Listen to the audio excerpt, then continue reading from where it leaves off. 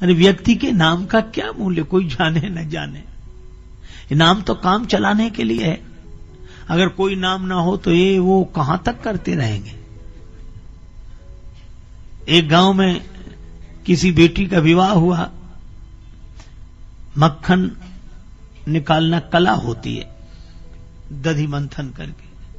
अब वो बेचारी शहर की रहने वाली, उसे ढंग मालूम नहीं। सास से कहा, माता जी मटकी में मक्खन आ गया, उसे चलकर निकाल लो। माता जी बड़ी नाराज हुई, बहुत बुरा भला कहा। अब बहू समझे नहीं बात क्या है।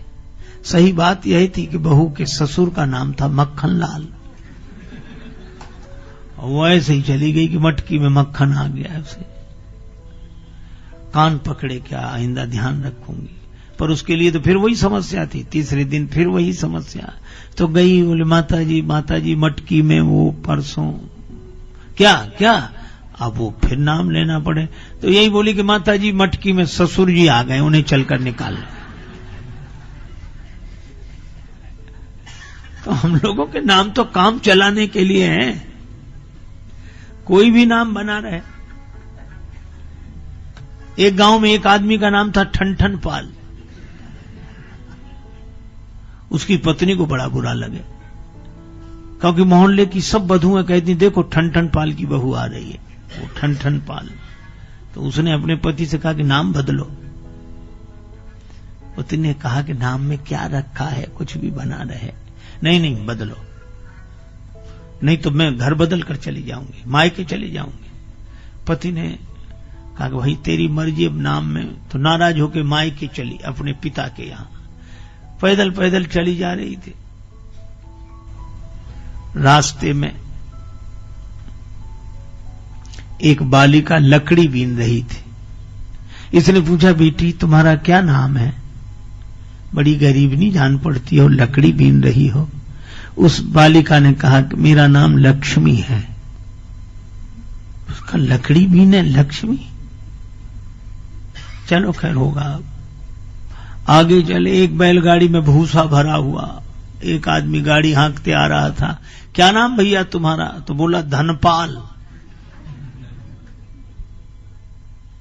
आगे बढ़े तो एक की शव यात्रा निकल रही थी। ये भैया कौन? बड़े अच्छे आदमी थे, वो आज चले गए। क्या नाम था इनका? इनका नाम था अमर सिंह जी। वहीं से लौट आई। पति ने आकर घर में पूछा कि क्यों लौट आई, नाराज गई थी तुम? कहा मेरी नाराजगी दूर हो गई रास्ते में। कैसे? तो उसने कहा कि लकड़ी बीने लक्ष्मी और भुस ढोवे धनपाल, और अमर सिंह तो मर गए तो भले मेरे ठन पाल। जब यही सब होना है, लेकिन बड़ी कठिनाई। भक्तों के बीच में भक्ति बढ़े। कबीरा तेरी झोपड़ी गलकट्टों के पास, जो करेंगे सो भरेंगे, तू क्यों हो तो उदास। बड़ा मुश्किल है केर बेर का संग।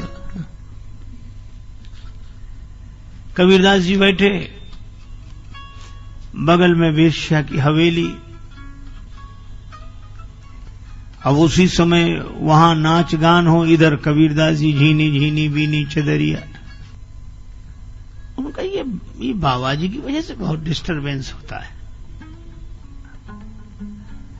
किसी ने कहा संत के पास है क्या? घास की झोपड़ी आग लगा दो, भाग जाएगा। आग लगा दी, कबीर की झोपड़ी जलने लगी। कबीरदास जी बोले कोई बात नहीं, बाहर मैदान में बैठ के भजन करेंगे। झोपड़ी में आग लग जाए तो क्या, मैदान को तो कोई कुछ कर नहीं रहा, मैदान में बैठे। मैदान बैठ गए। भगवान की लीला ऐसी, हवा चली, घास फूस के झोपड़े उसकी हवेली पे गिरे, आग लग गई, सब भाग गए। अब वो आई, चरणों में गिर गई, बाबा बचाओ बचाओ। बाबा बोले हमारा तुम्हारा झगड़ा ही नहीं है, तुम तो आराम से बैठो। हानि लाभ होते रघुनाथ की कृपा से, सब मोही मानवों को माथ ठोक हाथ मलने दे। बाबा मेरा सब जल जाएगा, बचा लो। बाबा बोले मैंने कुछ किया ही नहीं। तो फिर कबीरदास जी बोले, तेरे यारों ने मेरी झोपड़ी में लगाई आग, अब मेरे यार के भी जरा अरमा निकलने दे।